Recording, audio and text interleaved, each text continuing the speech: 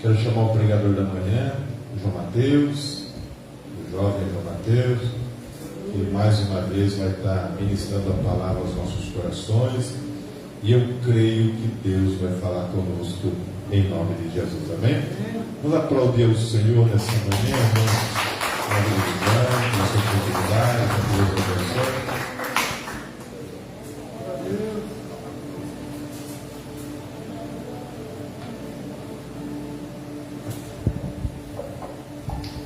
Aleluia. Graça e paz, igreja. Amém. Vocês estão felizes? Amém. Estou muito feliz também. Graças a Deus. O Senhor, Ele nos concede mais uma oportunidade de podermos abrir os nossos olhos, de podermos vir à casa do Senhor, de podermos estar em comunhão com os irmãos. Amém?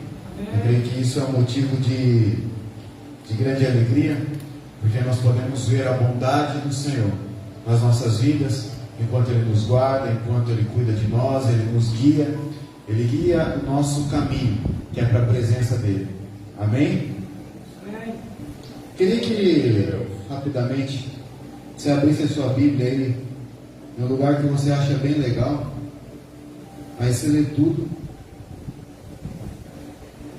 Depois você abre comigo o livro de Atos dos Apóstolos, capítulo 10.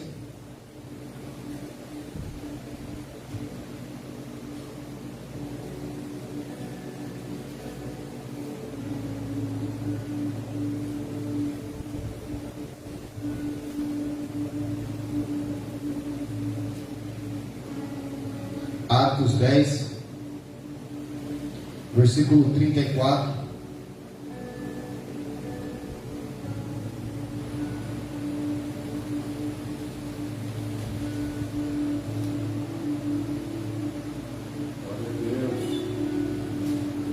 Amém?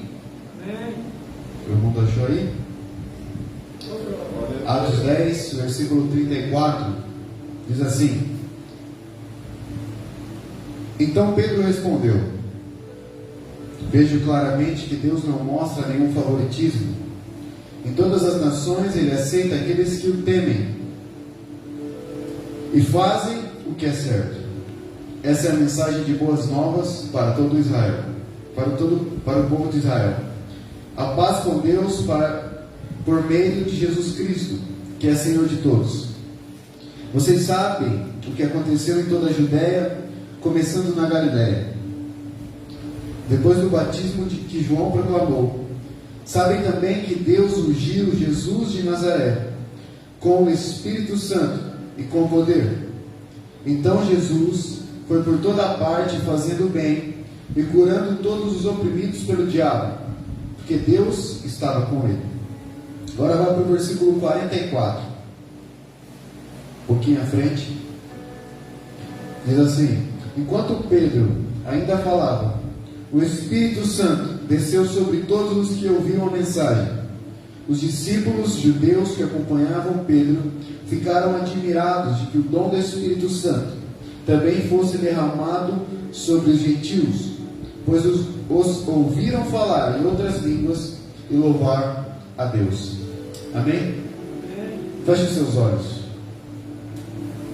Pai, eu te agradeço por este momento.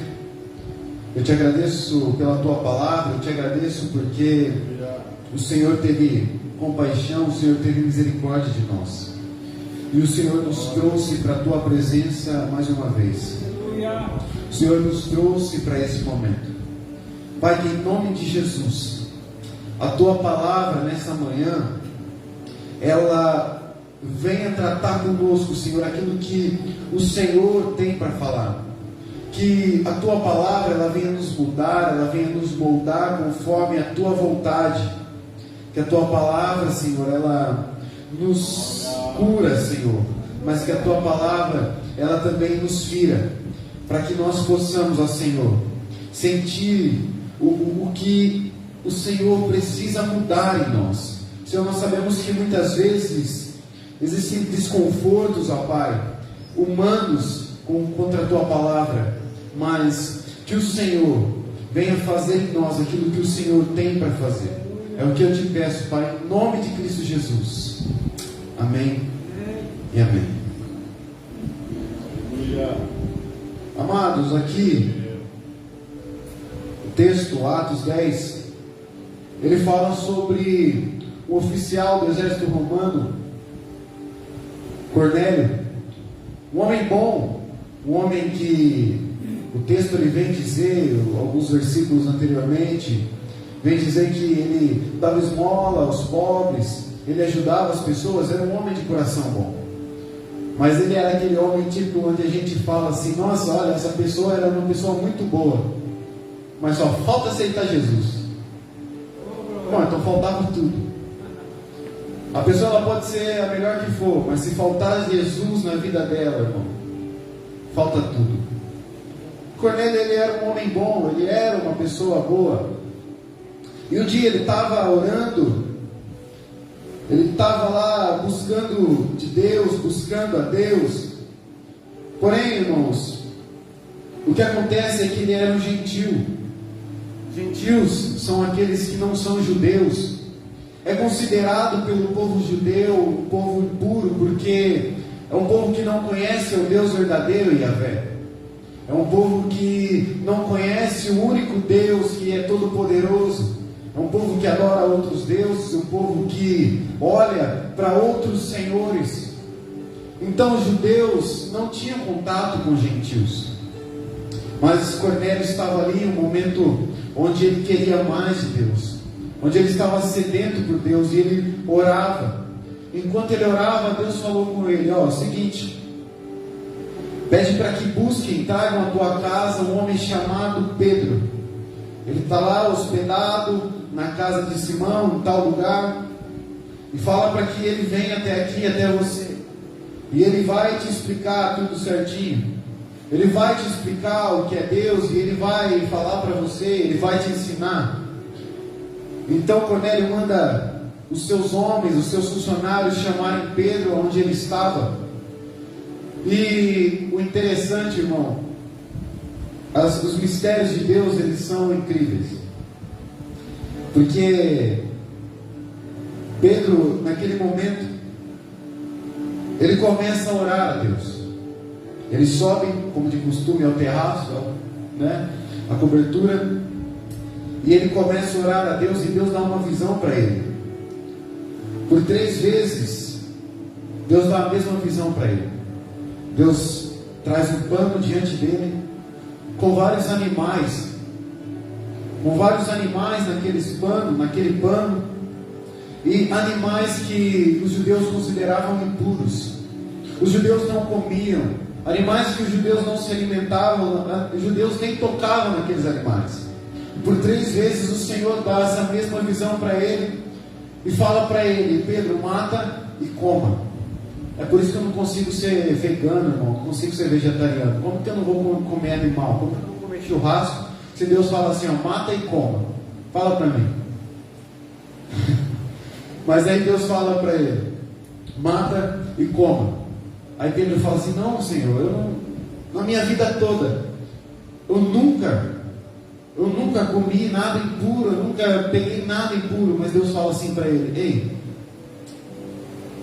não torne impuro aquilo que eu já purifiquei. Não torne impuro aquilo que eu estou dizendo que é puro.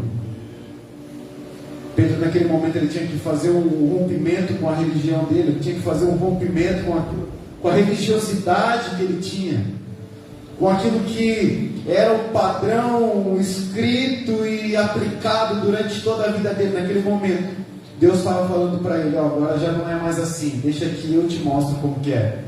Enquanto Pedro está tendo aquela visão, os homens que Cornélio enviou chegaram na casa onde ele estava. E aí Deus fala para ele, ó, seguinte, chegaram alguns homens aí, então você vai descer, e não fique com medo, acompanhe eles, não hesite em acompanhá-los, vai com eles aonde eles forem. E aí Pedro desce, recebe os homens, e eles falam o seguinte, o nosso senhor Cornélio, oficial do Império Romano, Ele está te chamando para ir na casa dele. Porque ele pediu para a gente vir aqui, você tem que ir lá. E ele fala assim, não, eu vou lá com vocês. Mas entra aí, passa a noite, já estava anoitecendo. Passa a noite aqui comigo e amanhã cedo a gente vai. No outro dia eles pegam, vão até a casa de Cornélio. E ele chega lá e ele pergunta para Cornélio por que ele chamou. E aí Cornélio explica que Deus mandou chamá-lo. E então Pedro entende aquela visão que ele tinha tido. Os judeus não poderiam se misturar com os gentios. Mas aí ele lembra daquilo que Deus falou: não torne impuro aquilo que eu purifiquei.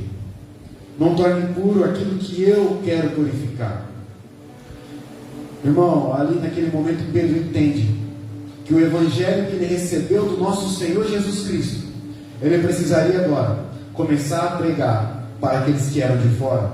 Não somente para os judeus, mas também para aqueles que eram gentios, para aqueles que eram considerados impuros, para aqueles que não eram considerados povo de Deus, para aqueles que conheciam apenas outros deuses, para aqueles que faziam rituais que não eram os rituais corretos a se fazer, para aqueles que faziam coisas extremamente erradas. Então Pedro entendeu o mistério de Deus naquele momento. E aí Pedro vai, nós lemos no texto, que ele anuncia o evangelho àqueles homens, e a casa deles, eles se enchem do Espírito Santo. E aqueles discípulos judeus que acompanhavam Pedro, eles ficam surpresos, porque a salvação também chegou ao judeu, o Espírito Santo também chegou ao judeu. Naquele momento eles falam em outras línguas e eles também começam a louvar ao Senhor. Os judeus não entendem, mas, irmãos, isso é o que João ele nos fala. João, no capítulo 1, nos versículos 11 e 12, ele diz que Jesus, ele veio para o que era seu, ele veio para o que era o seu, para o seu povo, mas os seus não receberam. Contudo, aos que o receberam, aos que creram em seu nome, foi-lhes dado o direito de se tornarem filhos de Deus. Irmãos, aqueles que eram fora do padrão, que eles acreditavam que era o povo de Deus, agora eles são chamados para serem filhos de Deus. São acrescentados ao povo de Deus. Nós, irmãos, nós somos gentios. Nós não somos judeus. Nós somos acrescentados, nós somos adicionados ao povo de Deus. Pensa no grupão do WhatsApp, cheio de judeu lá. E aí de repente Deus, o administrador, vai lá e começa a adicionar a gente naquele grupo. Começa a colocar a gente, o nome do grupo, o povo de Deus. E aí só tinha judeu, mas agora começa a ter os gentios. Começa a ter aqueles que eram de fora. Deus começa a trazer a salvação para todo mundo. Irmão, isso é maravilhoso. Nós vemos em Mateus capítulo 15. Mateus capítulo 15, a partir do versículo 21.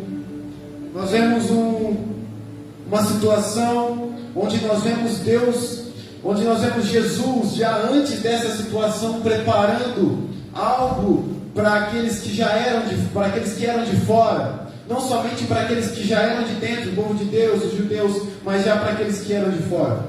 Mateus 15, a partir do versículo 21, diz assim: saindo dali, Jesus foi para a região de Tiro e Sidom, e eis que uma mulher cananeia, que tinha vindo daqueles lados, clamava: Senhor, filho de Davi, tenha compaixão de mim, minha filha está horrivelmente endemoniada. Jesus, porém, não lhe respondeu palavra.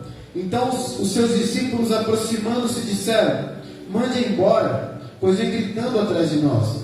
Mas Jesus respondeu: não fui enviado senão as ovelhas perdidas da casa de Israel. Ela, porém, veio e adorou, dizendo: Senhor, me ajude. Jesus respondeu: não é correto pegar o pão dos filhos e jogá-lo aos cachorrinhos. A mulher disse: é verdade, Senhor, pois os cachorrinhos comem das migalhas que caem da mesa dos seus donos. Então Jesus exclamou: mulher, que grande fé você tem, que seja feito como você quer. E desde aquele momento, a filha dela ficou curado. Nós vemos aqui uma situação onde uma mulher que não era do povo judeu, ela começa a correr atrás de Jesus. E ela começa a falar: Senhor, me ajuda, Senhor, me ajuda. E os discípulos falam: Jesus, responde essa mulher, porque Jesus estava simplesmente ignorando. E ele fala: não, eu não vim senão para as ovelhas perdidas de Israel. Mas aí ela vem, ela se prostra e ela adora a Jesus naquele momento. E aí Jesus fala para ela: mas eu não posso fazer isso, porque não é correto tirar o pão dos filhos e dar aos cachorrinhos. Complicado, né? Mas Jesus não estava chamando ela de cachorrinho, não. Entenda isso. Jesus não estava falando que ela não estava xingando ela de modo pejorativo, não. Cachorrinho é alguém querido, alguém que traz para casa, né? Alguém que todo mundo cuida. Muitas pessoas chamam os cachorrinhos até de filhos, não é isso? Muitas pessoas chamam os cachorrinhos até de filhos. Então, cachorrinhos são pessoas queridas, não são pessoas que são. Ou seja, ele não estava xingando ela, não fala assim. Mas ele fala: não é certo tirar o pão do filho para dar para os cachorrinhos. Aí ela fala, ela mostra uma grande fé naquele momento. Ela fala: mas Senhor, até os cachorrinhos comem das migalhas que caem da mesa. Naquele momento aquela mulher, ela nos ensina que também existia algo preparado para nós. A Bíblia, ela vem nos ensinar nesse momento que também existia algo preparado para nós que somos de fora, para nós que não somos do povo judeu. E aí Jesus, ele pega e fala: que grande fé você tem. E aí ele fala: então a tua filha está curada. A partir daquele momento a menina já não era mais atormentada pelos demônios. A partir daquele momento a menina foi curada. Jesus, ele está dizendo então nesse momento: olha, também existe uma porção para aqueles que são de fora. Também existe algo para nós que somos de fora. A salvação do Senhor também alcança aqueles que são de fora. E é aí onde nós fomos adicionados ao povo de Deus. Isso é uma promessa muito antiga, onde Deus falou para Abraão, em Gênesis capítulo 12, versículo 3. Deus fala para Abraão assim: abençoarei aqueles que o abençoarem, e amaldiçoarei aqueles que o amaldiçoarem. E em você serão benditas todas as famílias da terra. Deus, quando ele chama Abraão, ele fala: Abraão, eu vou fazer de você uma grande nação, eu vou fazer de você um grande povo. Mas naquele momento ele também fala: em você, Abraão, serão abençoadas todas as famílias da terra. Paulo, ele vem falar agora em Gálatas capítulo 3, a partir do versículo 6. É o caso de Abraão, que creu em Deus, e isso lhe foi atribuído para a justiça. Saibam, portanto, que os que têm fé, que são filhos de Abraão, que os que têm fé é que são filhos de Abraão. Ora, tendo a Escritura previsto que Deus justificaria os gentios pela fé, pronunciou o Evangelho a Abraão, dizendo: em vocês serão abençoados todos os povos. De modo que os que têm fé são abençoados com o crente Abraão. O Evangelho, ele foi anunciado há muito tempo atrás, já a Abraão. É o que Paulo diz. O Evangelho, ele foi pré-anunciado a Abraão. Irmão, o Evangelho é a boa nova. O Evangelho é uma boa notícia. É algo novo que vem de Deus. É quando nós olhamos para algo e nós falamos assim: não tem esperança. Mas quando o Evangelho, ele chega, aí ele revela a esperança. Quando o Evangelho, ele chega, ele traz uma notícia falando: agora tem jeito. O Evangelho, irmãos, a salvação, aquilo que o Senhor, ele nos anuncia, aquilo que vem de Jesus, a salvação. Existe uma frase de um teólogo antigo que ele diz assim: a salvação não é jogar uma boia para alguém que está se afogando. Não, a salvação é você mergulhar no oceano e tirar de lá de baixo alguém que já morreu e trazer para a superfície, e ela volta a viver. Essa é a salvação. Não é simplesmente alguém que está se perdendo. Não, isso pode acontecer. Alguém que está indo para um caminho errado, mas Deus fala assim: não, volta aqui, e ele volta para o caminho certo.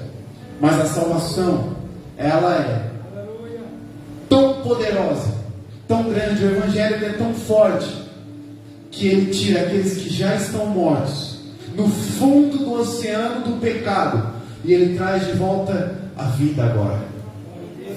Irmãos, Efésios capítulo 2, a partir do versículo 1, Paulo diz assim: Ele lhes deu vida quando vocês estavam mortos em suas transgressões e pecados, nos quais vocês andaram muito tempo segundo o curso deste mundo, segundo o príncipe da potestade do ar, do espírito que agora atua nos filhos da desobediência.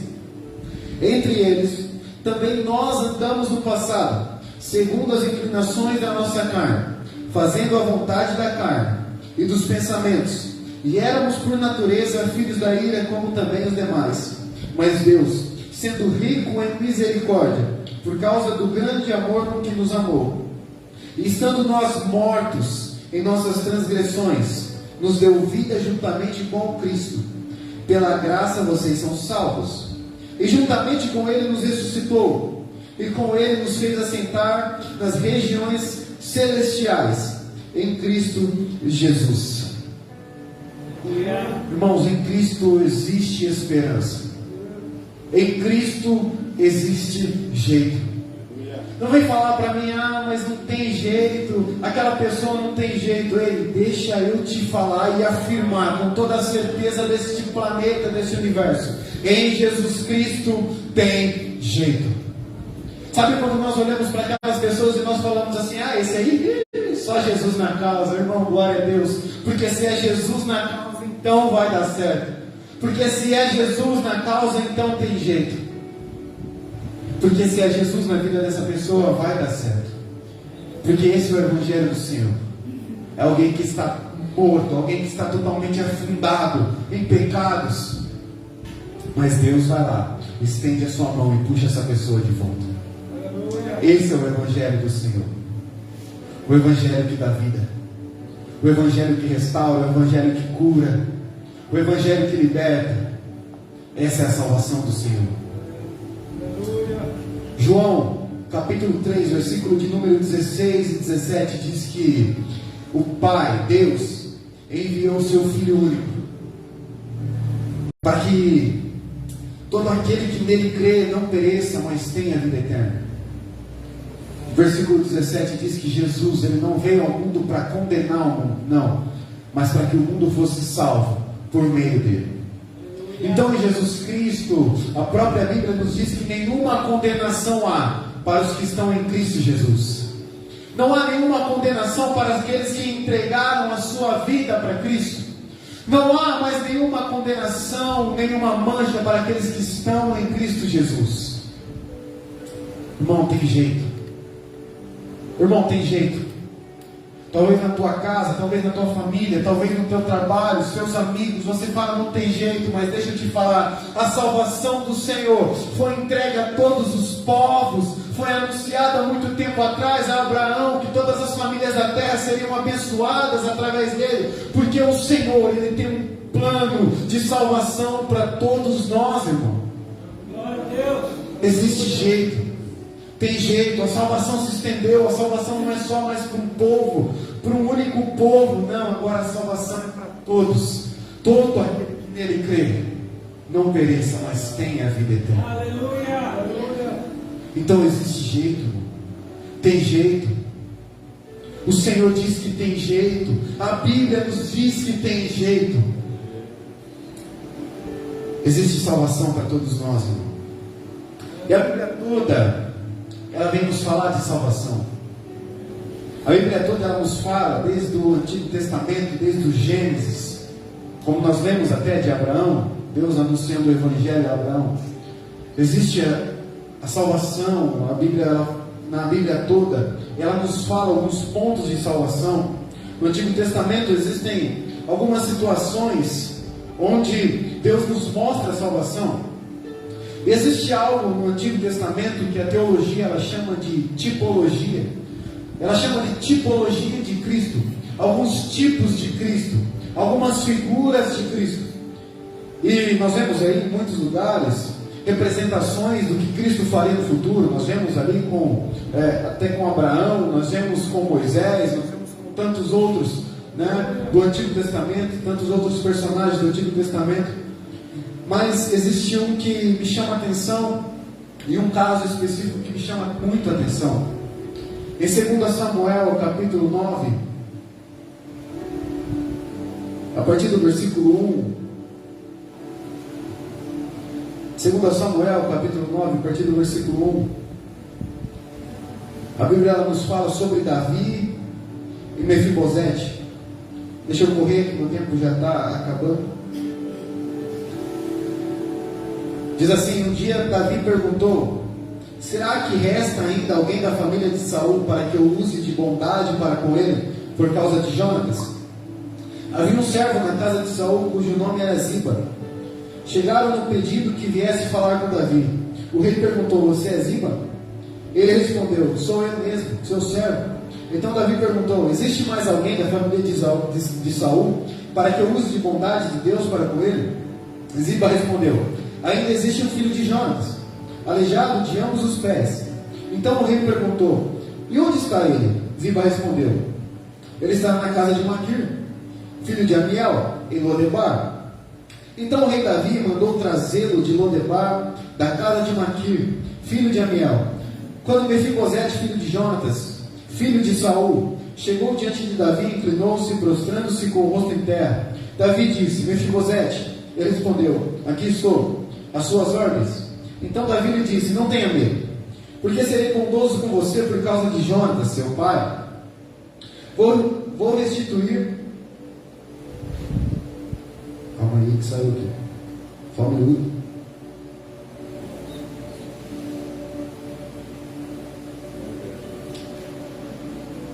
Vou restituir a você todas as terras de Saul, seu pai, e você sentará sempre à minha mesa para comer.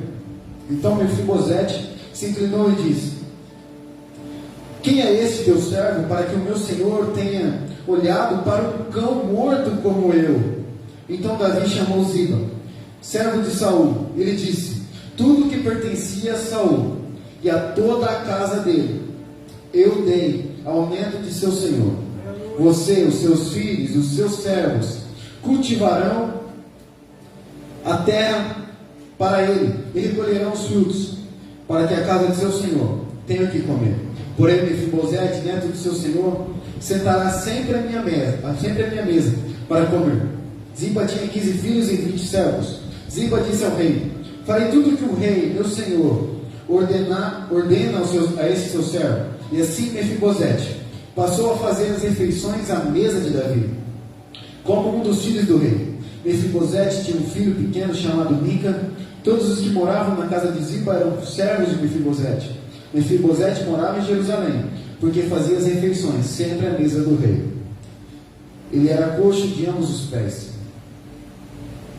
Irmãos, aqui nós vemos um tipo de Cristo. Nós vemos aqui uma figura da salvação, daquilo que Cristo faria no futuro.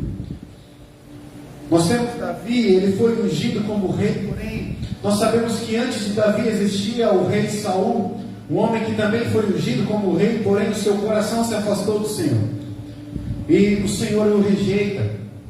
Um dia Saul, ele rejeitado já pelo Senhor, ele morre, e junto com ele morre seu filho Jonatas.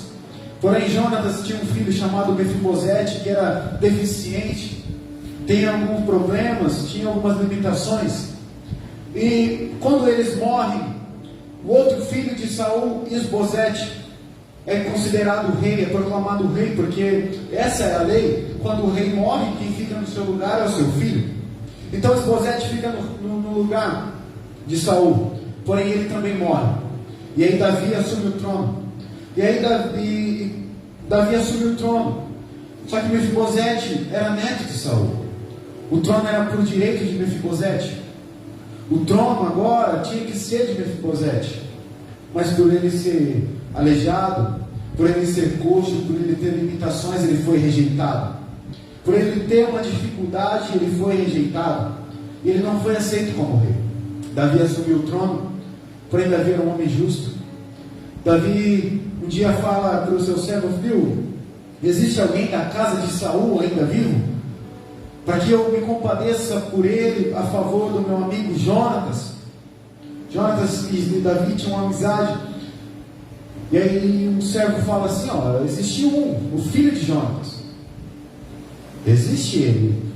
Porém, ele tem um problema, ele é deficiente, ele não anda direito, ele talvez nem ande. Mas Davi fala, não, chama ele. E aí Mefibosete entra na presença do rei Davi. Aí Davi fala para ele, Mefibosete, ele com medo, ele fala, será que ele vai me matar? Porque o trono era para ser meu. Será que agora ele vai, né? Aí Davi fala, não tenha medo, porque eu vou te restituir tudo aquilo que é direito teu. Eu vou te dar tudo aquilo que era para ser seu. Eu vou te dar as terras que eram do seu avô, do seu pai. Eu vou te dar aquilo que era da sua família. E você, Mefibosete, você vai se sentar à mesa comigo. Você vai se sentar agora à mesa com o rei. Olha a figura do Cristo aí. Nós éramos como Mefibosete. Nós tínhamos que ficar afastados porque a nossa limitação, a nossa deficiência, o nosso pecado fez com que nós fôssemos rejeitados do trono de Deus. Fez com que nós não tivéssemos direito mais à salvação. Fez com que nós não tivéssemos mais direito a morar com o Senhor, a comer na mesa de Deus. Mas um dia o Cristo de Deus, Ele vem à terra. E aí Ele fala para nós, é o seguinte, agora não tenha medo. Porque o seu pecado, a sua limitação, já não importa mais. Você vai se sentar à mesa comigo. Nós vemos aqui em Efésios que fala que Ele nos leva a estar sentado com Ele nas regiões celestiais e nos assentar na mesa com Cristo. Cristo, Ele nos pega quando nós estávamos pelos nossos pecados afastados dele, sem direito algum, mas Ele fala, eu estou agora restituindo aquilo que foi perdido quando o homem caiu. Eu estou agora dizendo, ei, agora você pode evoluir, você pode prosperar, você pode dominar sobre os animais, você pode dominar sobre a criação, como era a sua função no início. Glória a Deus. Cristo está falando, eu estou trazendo de volta aquilo que foi perdido há muito tempo atrás. Não tenha medo, porque a salvação agora chegou. Nós vemos no Evangelho de Lucas, quando Jesus ele vai na casa de Zaqueu, e ele anuncia o Evangelho para Zaqueu, e Zaqueu se arrepende e fala, Jesus, agora eu vou mudar de vida, agora eu vou restituir os pobres, eu vou restituir tudo aquilo que eu roubei. E aí Jesus fala, uau, a salvação chegou nessa casa, porque eu vim para salvar aqueles que estavam perdidos.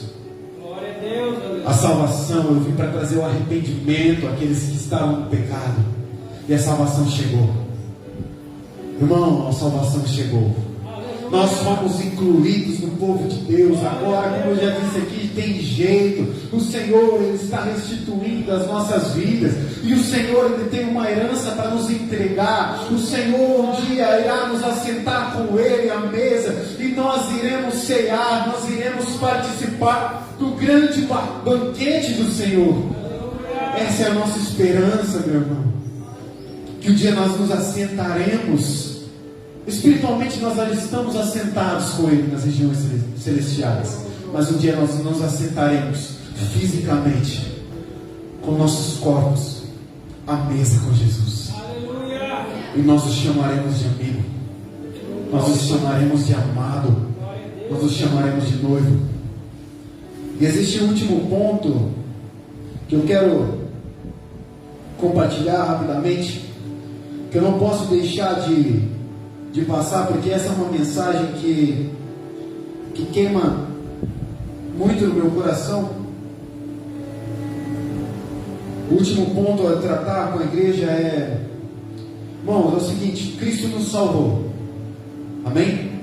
Cristo nos salvou, Cristo nos abençoou, não abençoou? Cristo nos abençoou. Só que é o seguinte, existem muitas pessoas ainda aí, neste mundo afora, que não foram alcançados por Cristo. Ainda existem muitas pessoas nesse mundo afora que ainda não foram abençoadas por Deus, que ainda não foram salvas por Deus. Existem ainda muitos perdidos, existem ainda muitos que não ouviram a palavra de Deus, ou que talvez ouviram, mas ainda não foram alcançados. Irmão, deixa eu te falar, se você foi alcançado por Deus, se você foi salvo por Deus, a tua função agora é alcançar esses que lá fora estão. Aleluia. Esses que ainda não ouviram, ou que ainda não entregaram a sua vida para Jesus. Essa agora é a nossa missão. Mateus capítulo 28, a partir do versículo 18 e 19, se não me engano, Jesus ele disse assim para os discípulos: é o seguinte, toda a autoridade me foi dada no céu e na terra. E aí ele fala assim para ele: portanto, ide e fazei discípulos. Ide e fazei discípulos. Ide e fazei discípulos. Essa é a função da igreja. Ir e fazer discípulos. Essa é a função dos salvos, levar a salvação àqueles que ainda não foram alcançados por ela. Porque, irmão, porque agora tem jeito. Porque se nós somos adicionados ao povo de Deus, ainda existem muitos que precisam ser adicionados ao povo de Deus. E essa é a nossa função, irmão. Alguns dias atrás eu ouvi o pastor falar que alguns crentes entendem a grande comissão, ou seja, o grande levantamento da igreja para pregar, né, o evangelho, como eles entendem como a grande sugestão. Deus está falando assim: uma hora que você tiver nada para fazer, uma hora que você estiver livre, de boa, você vai e prega o evangelho para alguém. Não, meu irmão. A grande comissão é o que Cristo nos deixou: ide e fazer discípulos. Amém. É o que Ele nos diz em Marcos: ide e pregar o evangelho a toda a criatura, e aquele que crer e for batizado será salvo. Aleluia. Porém aquele que não crer será condenado. Aleluia. Irmãos, então nós temos uma função ainda, como igreja de Cristo, como povo de Deus agora, como instalados ao povo de Deus, adicionados ao grande grupão do WhatsApp do Senhor, do povo de Deus. Nós temos a função agora de enviar mensagens para os nossos contatos, dizer: a salvação chegou aqui, aceite Jesus como seu Senhor e Salvador. Aleluia. Irmãos, nós temos que fazer isso.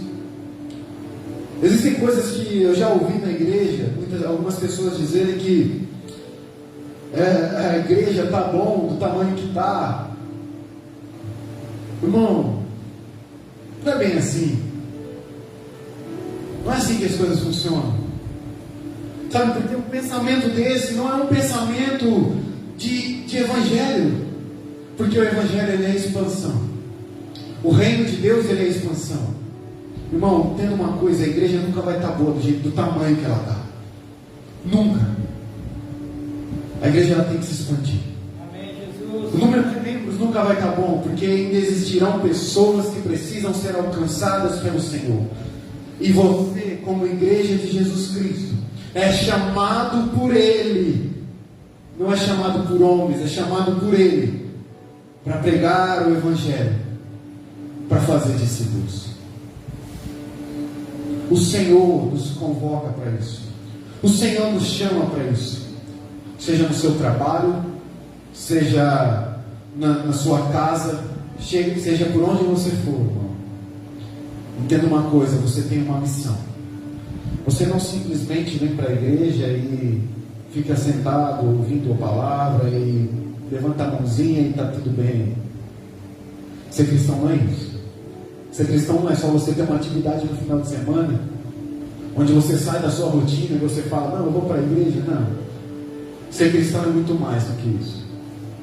A primeira vez que os discípulos foram chamados de cristão se encontra em Atos capítulo 11, versículo 26, onde no capítulo 11 ali, alguns versículos vêm falar que eles estavam ali na Antioquia e eles pregavam o evangelho, eles batizavam pessoas e o Espírito Santo caía, sobre eles. e eles eram batizados pelo Espírito Santo, eles eram batizados nas águas, eles se arrependiam dos pecados, e ali as pessoas começam a chamar eles de cristãos. A palavra cristão é pequeno Cristo. A palavra cristão é aquele que imita ao Cristo, aquele que imita Jesus, aquele que se comporta e anda como Jesus. Isso é um cristão. Alguém que imita os passos de Jesus, alguém que age como Jesus agiria, alguém que faz o que Jesus faria, alguém que fala como ele falaria. Isso é um cristão. Então, ali naquele momento, os discípulos pregando e batizando, eles eram tão semelhantes a Cristo que eles são chamados de cristãos.